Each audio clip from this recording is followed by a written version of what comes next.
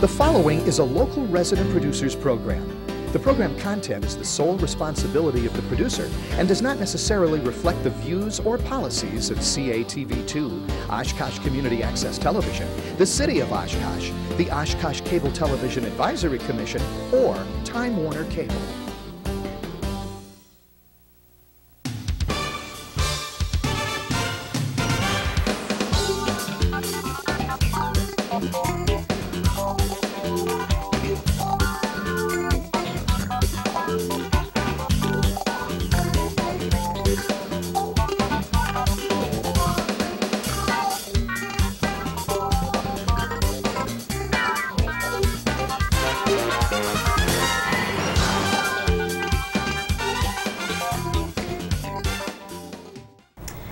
Hi everyone, welcome to another edition of Eye on Oshkosh. I'm Cheryl Hentz along with my co-host Tony Palmeri. On this edition, what we've done in the past is another viewpoint. Tonight you're going to hear the citizens' viewpoint. We'll be talking with two citizens here in the city of Oshkosh. One to my immediate left is Michelle Monty. Michelle is very involved in school board issues in particular, and for the Oshkosh News Network, she actually posts meeting minutes and not really transcripts, but essentially minutes of the various school district meetings that are being held. To Michelle's left is Leon Schaefer. Anyone who watches the Oshkosh Common Council meetings will probably recognize Leon. He comes up and talks to them on a somewhat regular basis. And they have both graciously agreed to appear on this edition of Eye on Oshkosh to talk about how they feel about things that are going on in the city and the county as well. So welcome. Thanks to both of you for being here. Well, thank you. It's nice to have new faces. So, and for someone to get viewpoints other than ours. I think the audience knows where we stand on things. Why don't we just start by you telling the audience a little bit about yourselves and why you've become, both of you, kind of advocates and regulars, you, Michelle, at the school board meetings, and you, Leon, primarily at city council meetings, but I think you're at some of the school board meetings too. Yeah. Why are you speaking out? Because so many citizens don't get involved. I think for me it's because so many citizens don't get involved. Nothing's really changing. Nothing's going to change if we sit back and just let things happen. For me, the school board was the natural route. I have 4 children. 3 of them are in the district. 1 will be in the district next year, possibly. He's in a 4-year-old kindergarten program at Cabrini right now for this school year. But I've had a lot of concerns, and I've been sitting back and watching the budget and watching the calendar and watching a lot of issues where I don't feel the voters, the public, the taxpayers, especially the parents, are being listened to by the people that we put around that table. Mm-hmm. And that it infuriates me that they're not listening. It makes me angry that I took time out of my life to go and vote for these people who sounded good at the time, and I feel tremendously let down. And as a parent, I have to protect the interests of my children. And in essence, I end up protecting the interests of other children for parents that just can't, they don't have time, they just don't know where to start, they're unable to speak out. So I'm hoping that I'm also speaking for some of the other parents. Sure, and in the long run, you're protecting your tax dollars too. Exactly. So, Leon, what about you? You're pretty vocal at different meetings. What brought you to the podium? What brought me to the podium was one day I read the Northwestern, and an article caught my eye on the school board stating that they were looking at alternative insurance. And they mentioned the alternative insurance, which was at that time Touchpoint and Network, right along with the teachers, WEAC, I believe it is. Mm-hmm. Mm-hmm. And I called a school board member and I congratulated him on being bold and going this route and stuff, and to keep me posted. And so we talked here and there, and then in the paper they came to an announcement that they, come to it, and so I called him and asked him how it was going with the insurance. And he said, not too good. He says, it looks like we're going to be staying with the teachers. And I said, why? And he said something about it had to do something with the QEO and stuff. And so I got the paperwork from him, and they were looking at a 6% increase to $14 million for health care benefits. If everybody would have went with Touchpoint, they would have saved $1.1 million that first year on premiums. If everybody went with Network, they would have saved $2.5 million. That's when I got involved. So poor choices in your estimation is kind of what spurred you to start speaking out. Right. But you're a lifelong Oshkosh person? Lifelong. What about you, Michelle?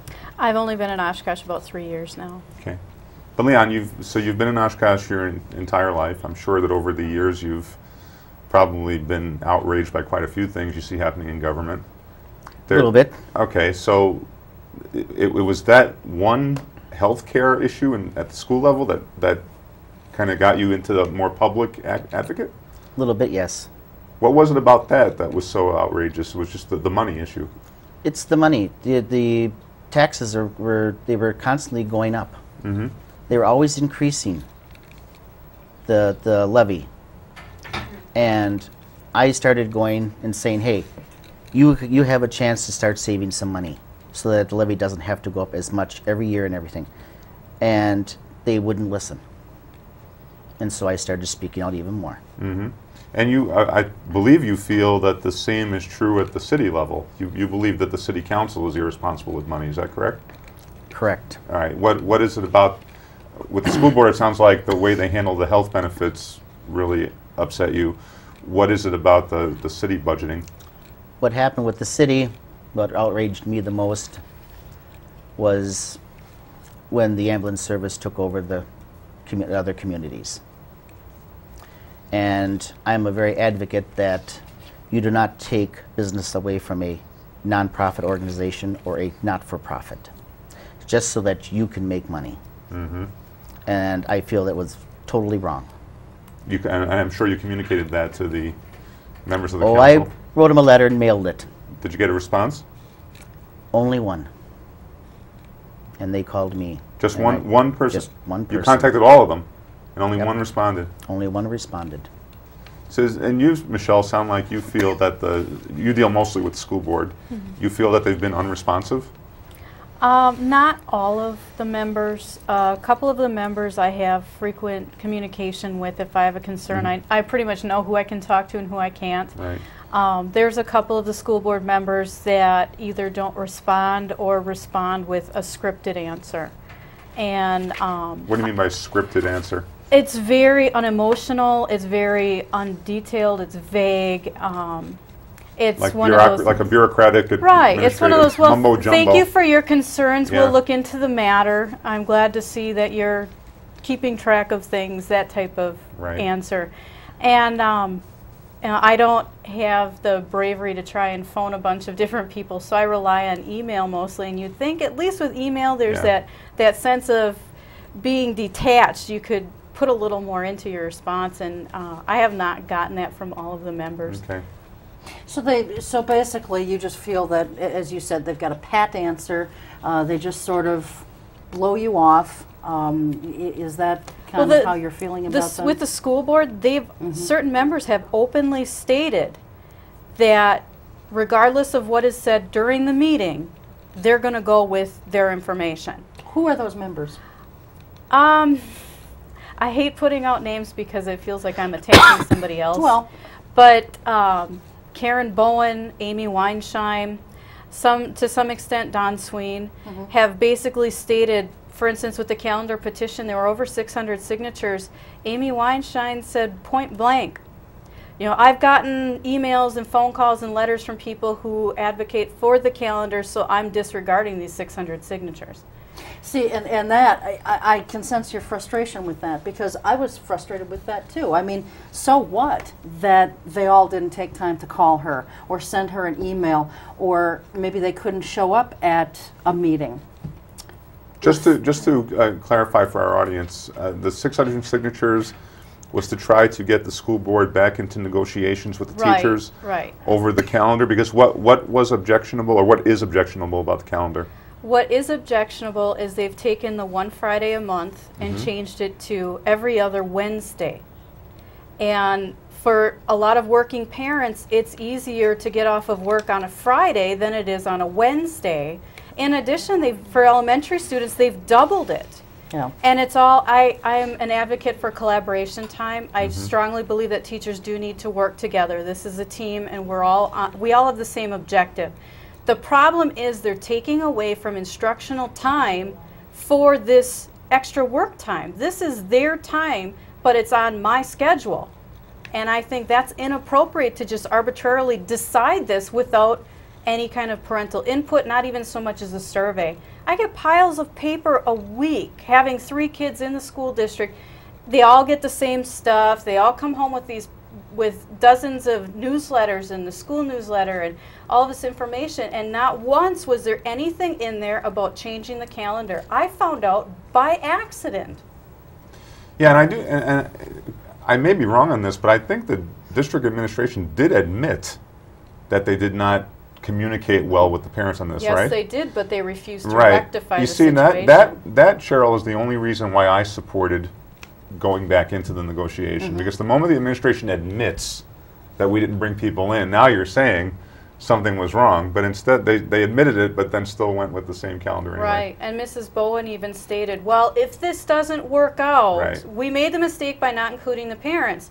And if this doesn't work out at the end of this next school year that's starting in a few weeks, then they'll think about fixing it.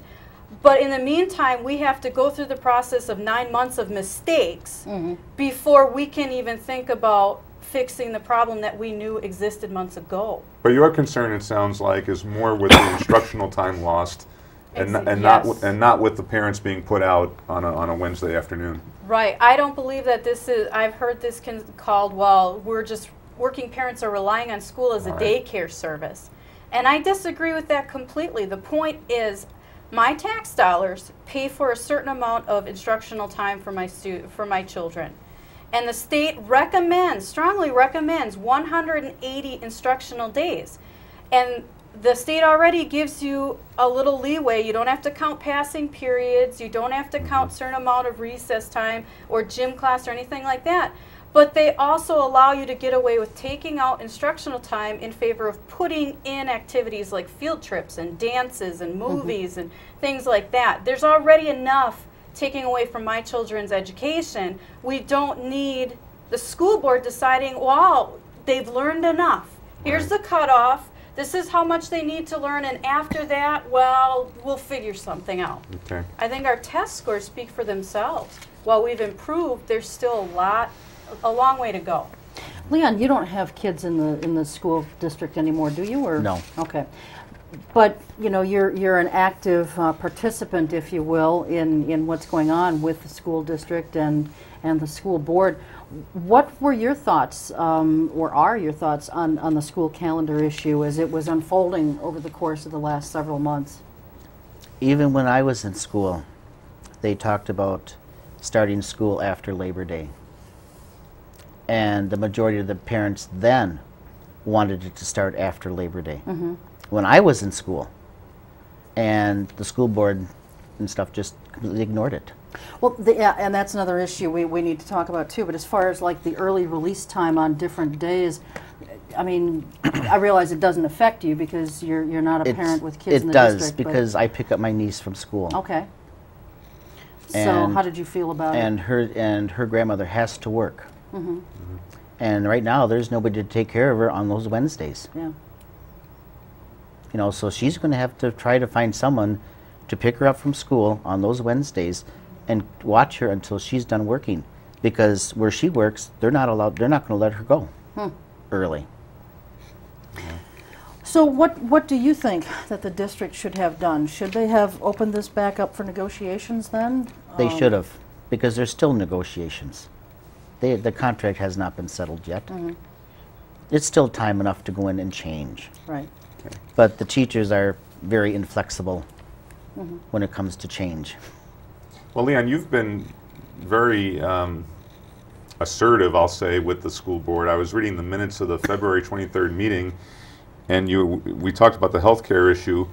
At that meeting, you ended up asking for the resignations of Amy Weinsheim, Karen Bowen, Dennis Kavanaugh, and Don Sween.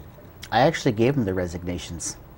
What do you mean you gave them the resignations? I wrote them out and put down there exactly what I felt was what they have not done, and I handed each and every one of them their resignations. Did any one of them respond to you at all? No. Don Sween said he was going to hang it because he thought it was kind of comical. But I told him, I says, you know, you don't have to do this. I says, but this is a wake-up call for you. Okay, now why McDermott, Becker, and Schneider were not included in that? Why they didn't vote for this? Right. I feel McDermott sometimes is for the taxpayers, sometimes not.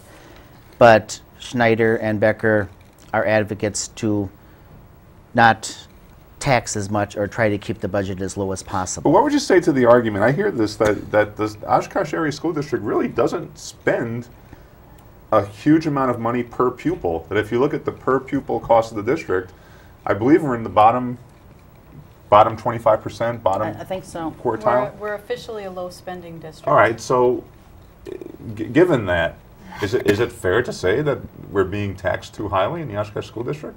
I think in light of recent plans by the school board, it seems to me that considering what's been put out at the last few school board meetings, that apparently they've got money to burn, which means there's no reason for our taxes to go up as high as they do if they can pay a consulting firm to design a logo and a brand for the district.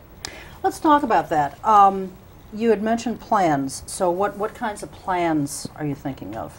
Well, that they're planning on doing? Blue Door Consulting has been hired by the district to find a way to make the district look better for families, to get our name out there, to get our pluses out there for families that are choosing where to send their children. Right. And that was their focus, that was their job. So they spent 15 months doing 4 surveys and found out the reasons why homeschool families pulled their kids out to school them at home, and why some parents pulled their kids out of our district to open enroll them in another district. They found out all these reasons and decided, instead of fixing the reasons, we need, at first it was a facilitator, to form volunteer groups to go out to people like the Tavern League and the Chamber of Commerce and hold little meetings, focus groups, to find out what they want to know about the district, to close the communication gap. And then they decided that the job description was too vague and they weren't willing to spend the money on this. So the school board said, go back to the drawing board. So the latest plan is to hire a communications director, keep Blue Door Consulting on staff just in case. They don't have to keep Blue Door, but they strongly recommend that we keep a consultant in the wings to make sure that the director of communications is able to do his or her job.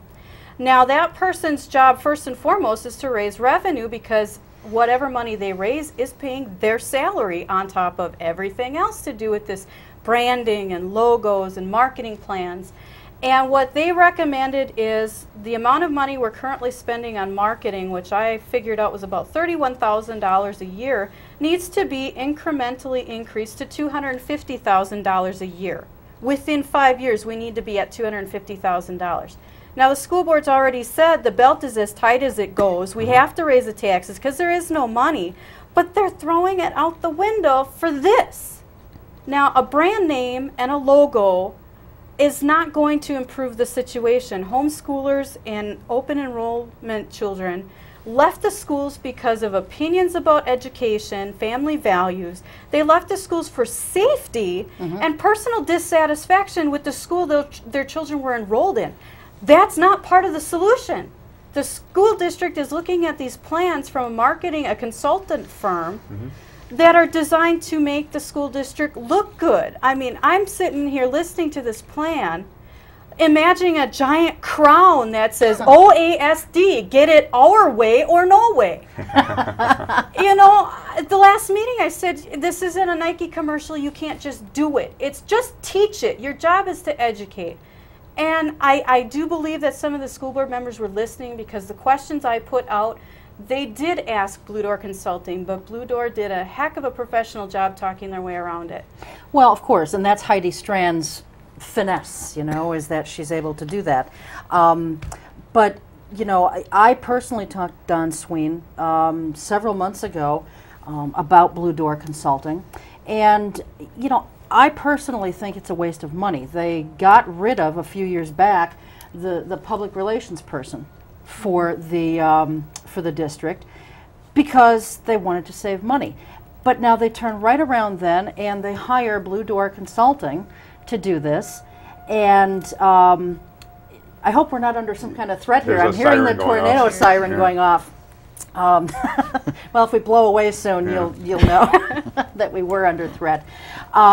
So they did away with this position, but then they hired Blue Door Consulting to handle things. And I said to Don at the time, you know, I said, this really is a waste of money. You don't need it. He said, but we're losing students to places like Neenah. I said, and you know what? I covered Neenah School District professionally. They have never had a consultant, and they probably never will have one. And yet they have an excellent reputation. Not that Oshkosh doesn't, but if you're losing students to Neenah, how's the word getting out there? It's not through a consulting firm. Why are they leaving? Why Right. are they looking to other school districts for their children's education? That's the bottom line. Don't look at what can we do to look pretty. Why are we losing these kids? What are we not doing as a district that the others are? Obviously, they're doing something right. But don't you think, Michelle, that I don't know anything about what Blue Door does. This is not one of the areas I'm really well educated on. But don't you think that the public relations of this school district is pretty bad here? I mean, the Northwestern will write some vicious, idiotic editorial, and the school district doesn't respond, or they respond days later, a week later. Isn't there something to be said for having a kind of communication director who could just handle the attacks thrown at the school district or clarify misinformation out there? I mean, I'd like to think the superintendent could do this. But isn't there a school of thought that says that you should have someone who's charged just with doing that? I think that could be a short-term solution. I think that needs to be considered as a temporary until we get back on our feet. Because right now, if you talk to parents, if I'm a new parent and I'm bringing my family to Oshkosh, who am I going to ask about the school district? I'm going to ask my neighbors. Sure. I'm not going to go to a focus group for the Tavern League. I'm not going to call every school board member and ask, what do you think of Oshkosh Area School District? Because I'm betting I'm not going to get an entirely honest answer. I'm going to ask my neighbors, and if my neighbors are ticked off, guess what school district I'm not going to be looking at for my number one choice? Mm-hmm. I am betting there are a lot of parents out there who, if they weren't working, who if they were working, who are working in Oshkosh, they don't have really the open enrollment option. They don't have the homeschool option, and private school is way too expensive. But I am betting that there are other parents who would love to pull their children out of this district if they had another way to teach them. Well, Michelle, you attend so many of these meetings, and now you're doing this stuff for Oshkosh Community News Network. You know, what has been your understanding of why they want to do focus groups with places or groups like the Oshkosh the Tavern League? Because, and I have no problem with the Tavern League. I think those folks are wonderful, and they've certainly supported me when I've run in past political campaigns. I have no beef with them, but why hitting up the Tavern League? How is that going to help the school district? Well, I bring up the Tavern League because that's the one I can remember off the top of my head. I just thought it was not quite the direction that we needed to go, but it wasn't the Tavern League itself. My understanding is that these focus groups with different city organizations were supposed to close the communication gap between the Oshkosh School District and general community groups, and the best way to do that is in a group format where you get an entire group of people together. The thing is, what it's hinging on is these groups are dependent on going to the district and saying, could you send a speaker to come and talk to us about the district? I really cannot picture a bunch of community leaders banging down the door of the district office saying, we need information, please help us. Yeah, you know what it almost sounds like to me? I mean, just based on the few group names that you've tossed out here, it almost sounds to me like the district is hitting up the organizations that have been political in the past and have been supportive of certain candidates, because we know that the Chamber certainly is, and the Tavern League hasn't been quiet about things either. So it sounds like they're hitting up, you know, and trying to kind of kiss the ring of the groups that have supported candidates. Could be. It seems a logical premise, but the biggest problem, everyone agrees that communication within the district is a huge problem. But the people they should be looking at first and foremost are the parents. My kid is sitting in that building all day. My child attends this district. My tax dollars pay for their paychecks. And I have the least amount of information possible. And I'm sorry, I'm not a member of the Tavern League. I'm not a member of the Chamber of Commerce, Small Business Association, or anything like that. I'm a member of a church, but I don't really see my church going banging on the school district door either. You know, I am the person. Leon is the person. Cheryl, you are. Tony, you are. We're the people they should be coming to first, not a number of associations who could help them politically. We can't throw enough money their way. That's the thing. Yeah, I'm broke. You know. I could write you a check, but it'll bounce higher than this building. I'm telling you now. All right, we'll come back to you on more school board issues in a while here. But Leon, sounds like you think that the city of Oshkosh's priorities are out of order. Is that a fair statement? I mean, Yes. what do you think should be their priorities? Priorities is fixing the streets, taking care of the sewer system so that the flooding doesn't happen. The sewer system in the older side and on the east side of town, you know, Atrocious. is probably small, and you've got these other ones that are building up to the west of us and everything, and they're bigger. And then when the water comes in, it comes and then it gets right down to where the small ones are. Where's the water going to go? Except out. And it's going to go into the people's basements. The city needs to correct the sewer system. Instead of these water retention ponds that they're putting all over the place. Eventually they're going to be useless down the road once the sewer system is fixed. Then what are you going to do with all these water retention ponds? Fill them in? Yeah.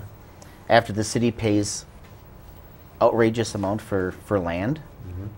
When I saw in the paper where they paid $500,000 for a piece of property on Murdoch in Maine. Right.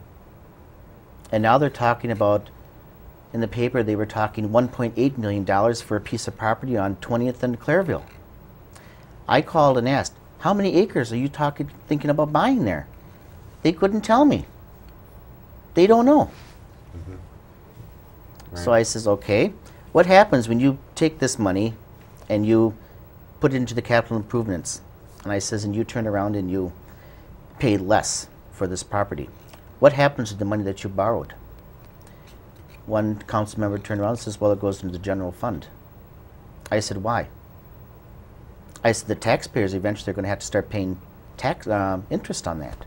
Once you pay it back. He couldn't give me an answer. Who was that that couldn't give you an answer? I talked to Paul Esslinger. Okay. You know, on the streets, Leon, this is what has confused me over the years. I mean, everybody in the city complains about the streets for good reason. They've been in bad shape. But on the other hand, most people don't want to pay to be assessed to get their streets fixed. I mean, I don't know if most cities do it the way we do it. You know, because it seems to me over the years we've said to people, you have to petition to get your street done. And so people have not petitioned to get their street done. They don't want to pay the money. Right. So doesn't that suggest that citizens have to take a lot of responsibility for the quality of these streets, being that we've had this system in place? Personally, I think it's the city's responsibility to replace the streets. I agree. I think it should be. Without taxpayers. Without taxpayers. Without the help of the taxpayers. And that's how it's done in many communities. I believe the town of Menasha, when they replace their streets, they're better than ours. They do not charge the taxpayers. What are they pay for it out of their general fund? Out of their general fund as they go. Okay, so it's still taxpayer money. It's still, but it's not right, you're not assessing it. You're not assessing yeah, it. I don't know the history of this. I've never understood this crazy system that we have. Because if you ask, especially the high amount of absentee landlords we have, they are not going to sign anything to get themselves well, assessed. but the city did start changing that a It's few some of it years has changed, back yeah. because of that very thing. Right. And so after they did, it was called the PASER study or something Mm-hmm. like that, PASER, I believe. And that was where they rated all the streets. And so the city did make some decisions did. then to just go They in did. and start repairing streets. You still have the petition process, but streets aren't repaired anymore solely by that Right, petition they have made improvements to, Yeah. you're absolutely right. But Leon, so the priorities should be streets, sewer, infrastructure. I agree, I agree completely. What has been the priority in your perception? TIF districts and trying to revitalize the downtown Oshkosh. What, okay, tax incremental finance districts, what's your concern with them? Well, when they started doing it, they take the property value at that time and they freeze it. Mm-hmm. They pay no more until that loan is paid off. Right. And in the meantime, prices keep going up. Who's going to end up paying for it? But the property taxpayers. While these people that are basically making money for the next 20, 30 years. Sure. But if you listen to Mr. Kinney, the TIF districts are the greatest thing since white bread. That we've had so much development that wouldn't have happened without the TIFs. We've had jobs brought in that wouldn't be there without the TIFs. Don't you think the benefits of the TIFs outweigh the negatives? No, not right now. Because I don't think we've had that many businesses come in. At least not ones that were paying the kind of wages that we need Right. to, Right. right? And I see businesses leaving. Yeah, yeah. So why do you think the city's priorities got upside down? Is it because there are special interest groups that have too much influence in City Hall? Is it because we elect the wrong people? Why? Because at the municipal level, everyone should agree that infrastructure should be the #1 priority. I don't see how Number anybody one. could disagree with that. Infrastructure and essential services. It has to be. I don't see how anyone can disagree with that. And so if that's not happening, why, in your judgment? Hard to say. I think it's just the special interest groups. Yeah, I think it's Chamber of Commerce, you know, everything. It's all the bigwigs that have got money. Yeah, I think it's a local version of what happens in Madison. That whoever has the ear of the people in power get what they want, and you know the infrastructure of the state is falling apart. Right. While the state government is spending money recklessly. So we're seeing the same thing locally, I guess. Yeah, and I continue to maintain TIF districts are good if used appropriately, but they shouldn't just be thrown out there as the carrot to get these developers in. Right. And again, like I said when I ran for city council earlier this year, take a look at the townships. The townships, except in very rare cases, can use TIF districts for development. Yeah. And yet you look at the town of Grand Chute where the Fox River Mall is, my God, look at that development and the millions of dollars that it has brought into that community, and they did it without any kind of TIF Well, the money. statutes, I think, are fairly clear. They say you only can use the TIF if the development would not take place without it. Right. And my perception has been that the way the city determines whether the development would take place without it is they ask the developer, right, will you do this without the TIF? And of course, you know, the developer's going to say, nope, I got to have a TIF. Well, there goes.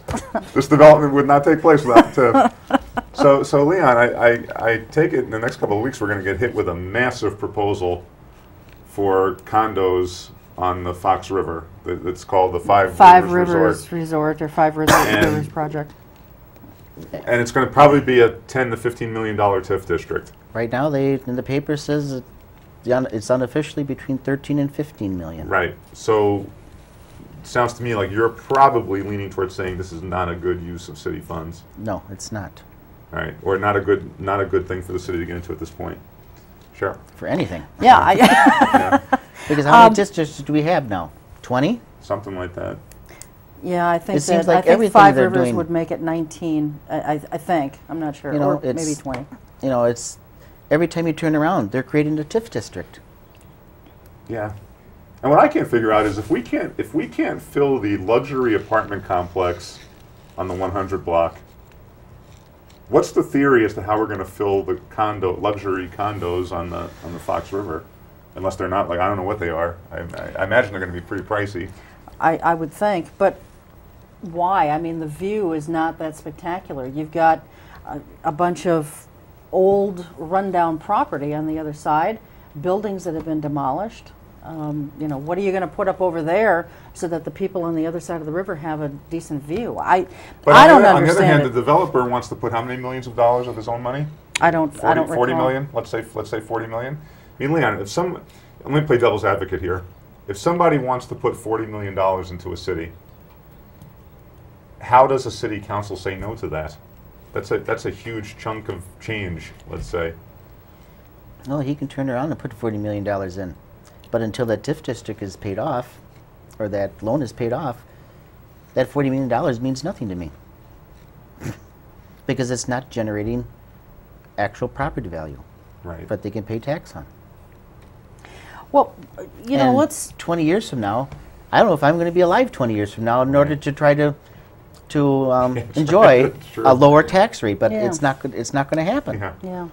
One of the, just kind of shifting gears here a little bit from TIFs and development and so forth, one of the things that has certainly been a contentious issue has been the Leach Amphitheater. And, you know, okay, so we've got this amphitheater, the taxpayers are on the hook for several $1 million, and we've gotten, you know, a couple million in private and anonymous donations. Now they are going to be instituting a user fee on the tickets, 50 cents on tickets up to $9.99, I believe it is, and then $1 on $10 tickets and above. What are your feelings on the ticket price, this little fee that's attached to it? Do you think it's a good idea, bad idea? I'd too rather little? see that than an additional tax. Mm-hmm. Because personally, I work Thursday nights normally, and my husband's home watching our 4 kids, so I can work Thursday nights and we don't have to pay for daycare or a sitter, and I can actually pay our bills at the end of the month. So we don't have, as much as we'd like to go to the Leach Amphitheater, we don't have the time or the money to spend on it. Whereas another family with with a bigger budget, more flexible schedule, and time to do that, they could go to the theater. They should be paying the surtax. I should not be paying for somebody else's entertainment. I like the fact that it's here. I'm hoping it will bring in all of the things that we were promised. But if it doesn't, I don't want the extra coming out of my pocket. Right. Right, exactly. Leon, what about you? Personally, I think 50 cents is too little. I think it should be $1 in order to build up the fund, in order to maintain it, because right now, the way I understand it, they're losing money. Yeah. And well, in fact, eventually the taxpayers are going to end up paying for it. Absolutely. and didn't the studies show that the tax, not the tax, but the user fee should really be more like $2 or $3 per ticket? I thought that that's what they were suggesting, that it probably should be, in order to really be able to maintain the building and so forth. So you think that we probably should have instituted this thing right from the start Right and from make the it a little start. higher? Okay. Start at $1 Okay. until you start getting better name bands and stuff when the name finally gets around and that. And then look at it a year from now. And then if you have to, raise it again. Right. But I'm afraid taxpayers are going to get stuck with the bill. Yeah, you could very well be right. And what got me started is the money that they paid for 7 acres of land. Yeah. Almost $1 million. And personally, the land is still contaminated. Yep, it is. And always will be. And our taxes paid $1 million Yeah. for 7 acres of land. Well, what did you think about the waiving of the bid for the bathrooms, the $675,000 bathrooms? It was wrong. Yeah. Do you think someone should sue the city over that? I think someone should lose their jobs over it. Well, that's you know, I think a very legitimate position to take. I mean, what I've been bothered by is the arrogance that has been shown by the city administration on this. First we had this fellow named Tom Matsey, who I've never met, right? Writes a letter to the Attorney General, and they investigate it, and they say that, yeah, it looks like the city probably broke the law. And the city's response to that was, well, it's only an opinion. And then Bill Lennon looked at it, and he concluded that, yeah, there probably was a law broken, I believe he said, right? Yeah, I believe so. And that, too, they kind of poo-pooed. And at that point, as a taxpayer, I'm getting kind of angry At that point, for me, it became less about the money and more about just the arrogance. I mean, at least admit that you were wrong. And they haven't done that, have they? They've never done it. No. And I don't think they'll ever admit it. No. No. And so now I, as a citizen, as a taxpayer, I feel I don't have any assurance that the city administration takes the law seriously. And that bothers me. Only the laws they want to take seriously, Tony. And only ones that and only the ones that benefit them. Yeah, well, I think that's very, very disturbing. You know, local government, and what really all government is all about trust. And if you can't trust that your officials are following the laws in good faith, I mean, that's problematic. And I know that you're upset about that. And I'm sure you are too. Now, you know, Michelle, one thing you've taken to doing is taking detailed minutes of the school board meetings. Yes. And posting them on the Oshkosh News site, oshkoshnews.org. Right. Did someone ask you to do this? Did you do it on your own initiative? Why are you doing it? When I started attending the school board meetings, I took a few notes here and there and was going to depend on the minutes, the official minutes. Yeah. And then when I saw the official minutes on the website, I realized they're not as detailed as I would like.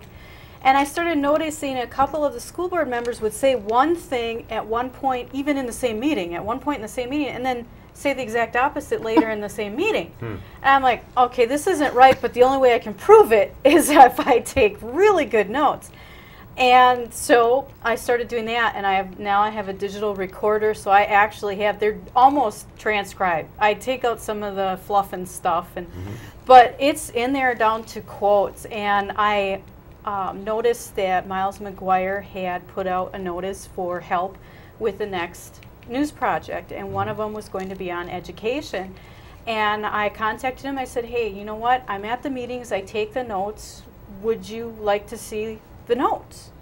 And he thought it was a great idea because that was one way for the district to kind of bridge the communication gap without costing anything. Right. It's free. I'm there. I want the notes for my own use.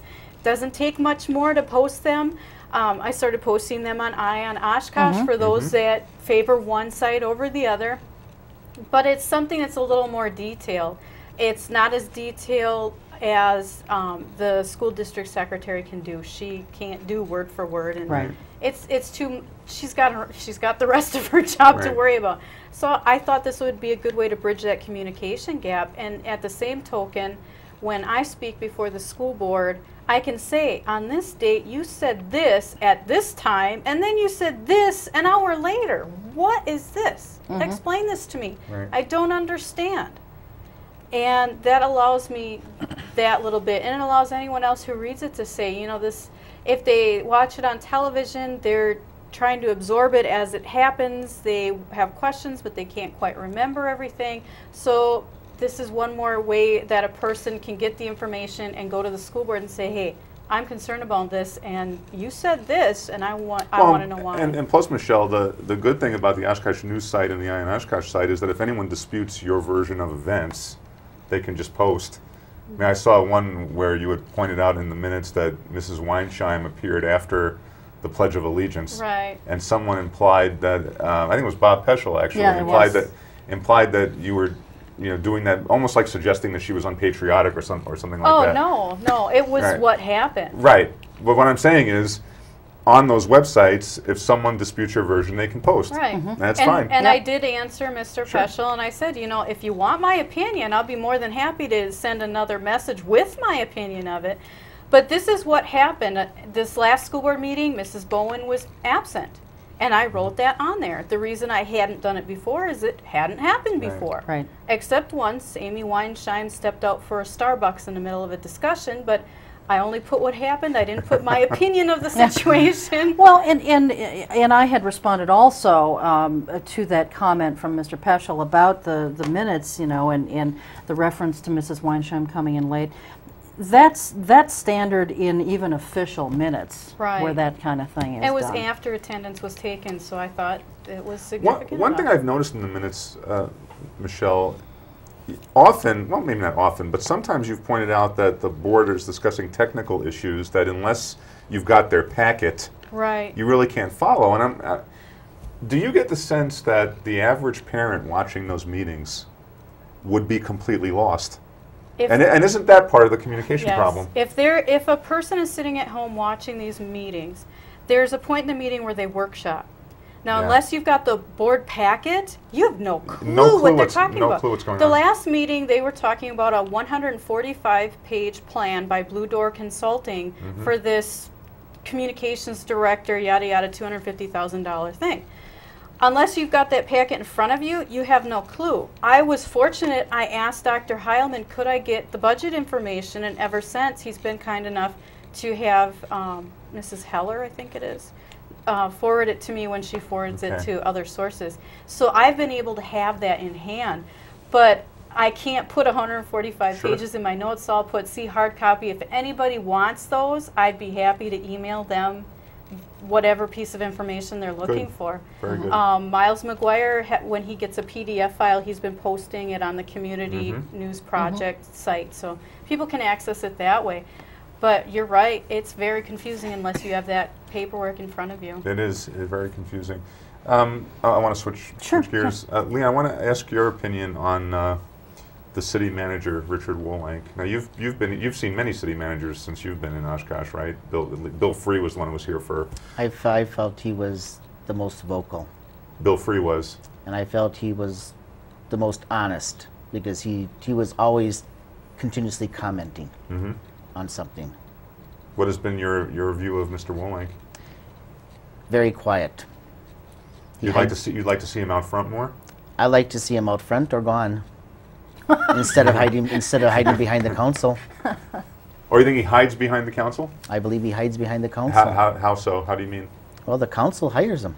Right. Taxpayers don't. Mm-hmm. That's why I was an advocate for a mayor with veto power. Do you think we should have a full-time mayor? A full-time mayor and someone that we can hold accountable. I saw you speak at one of the council meetings where you made the point that at one of the town hall meetings dealing with this issue of mayor, that some of the officials weren't taking it seriously, and you were upset about that. Did you make that comment? I made a comment that when I was there and I was listening to Stephen Hentz and the rest of them, Right. and our city manager was sitting behind me, and he was laughing, talking. Yeah, what was that all about? Just not taking the discussion seriously? He was not taken. To me, it was not taken seriously, and it was interrupting me from trying to listen, Okay. because they weren't talking very loud, and you have to really listen in order to understand what they're saying. Mm-hmm. And there was too much distraction in the back. Okay. Related to that, our citizen statements and so on and so forth, do you think that this current city council takes citizen feedback No. seriously, that they've got their minds made up already? I mean, Michelle, you had made the point that some of the board members, doesn't matter what conversation happens during the meeting, Right. their mind's made up. You think the same thing happens at the council? Right. Yeah. See, I find that a little troubling also, Yeah. because I mean, often, you'll have a good view of where you stand, but you never know what's going to be said at the meeting.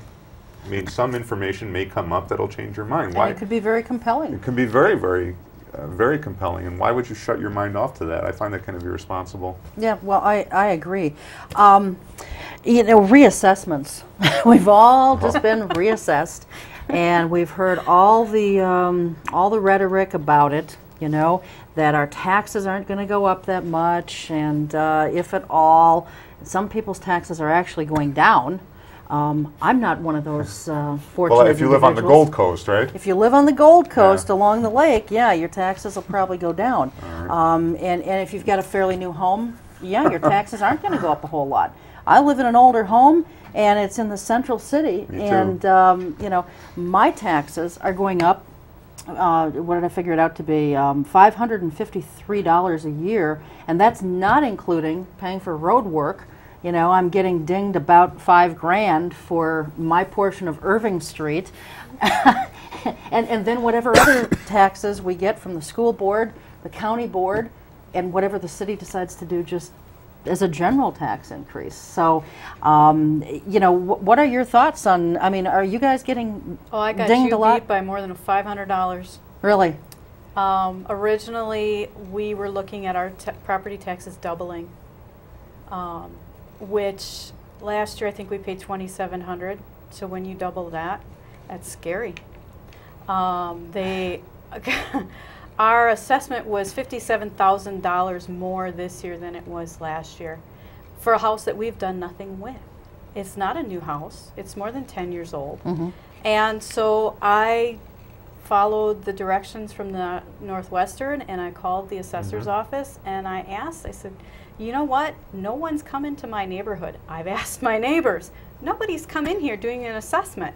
So where did you get this number from? I went to realtors.com, found 3 houses, one identical, 2 very similar, that were for sale for $20,000 less than what we were assessed at.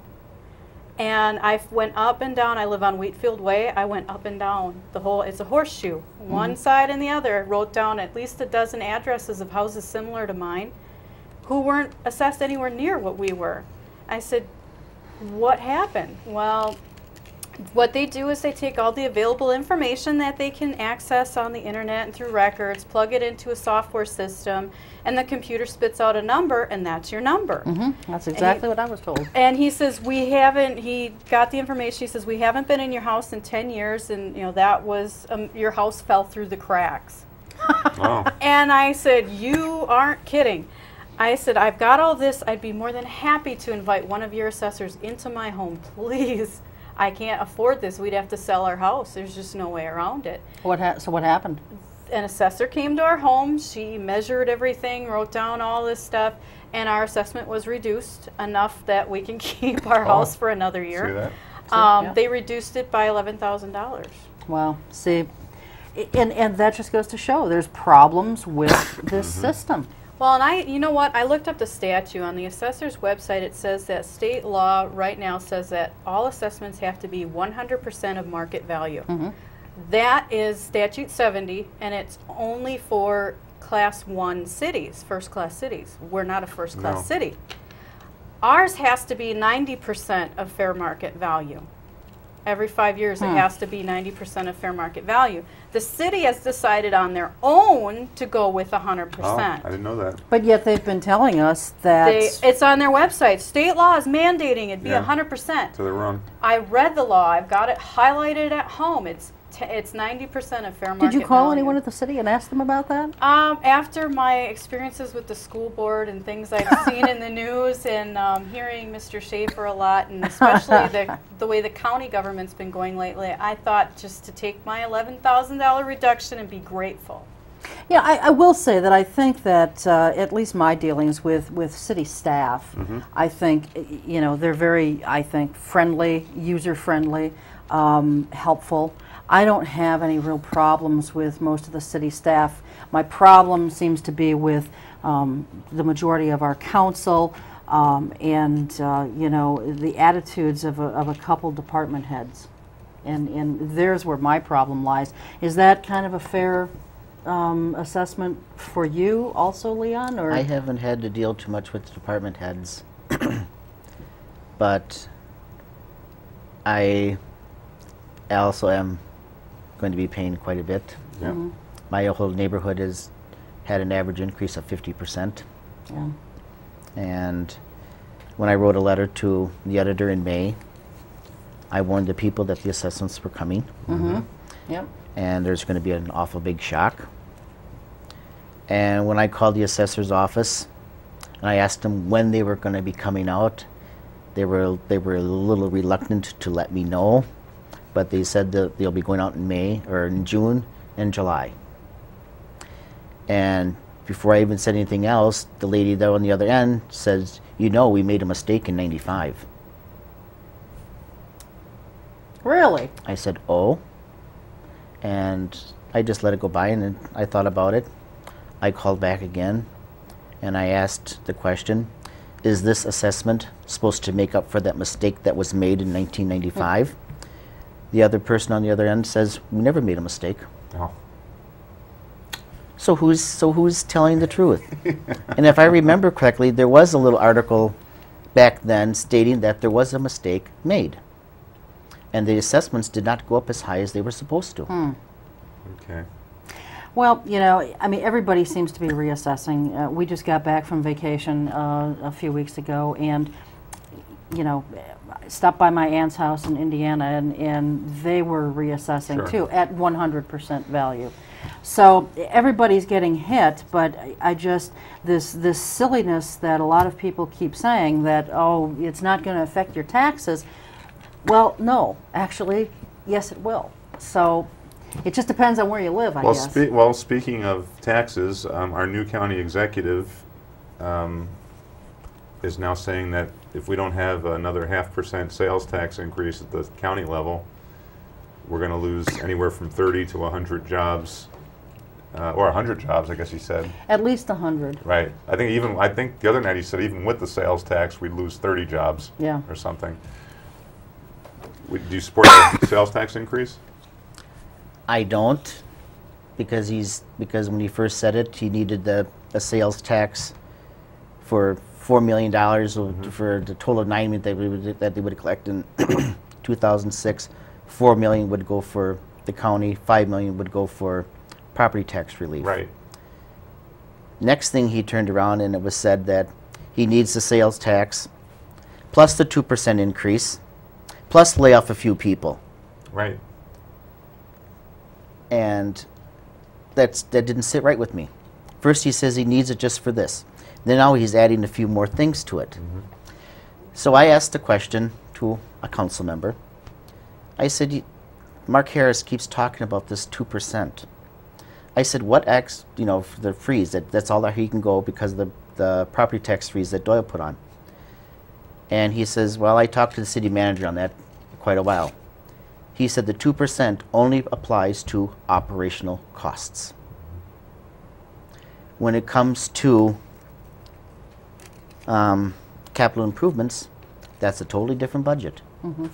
There, they can do whatever they want. And it's not under the property tax freeze. Okay. Well, it's going to be interesting. I mean, he is going to bring this 0.5% sales tax to the county board in September, and I don't know if he's got enough votes on the board to get it passed. But I mean, they're setting the stage for something here. Well, I just have to say, if people go to my website TonyPalmeri.com, I've established a Mark Harris watch. Oh. All right, so that we're gonna monitor all the statements made on this, because he was very clear that Jane Vandehei would say one thing and do another. So we're going to help Mr. Harris make sure that he doesn't fall into that trap. That's why we've got the watch. We should probably invite him back to this show.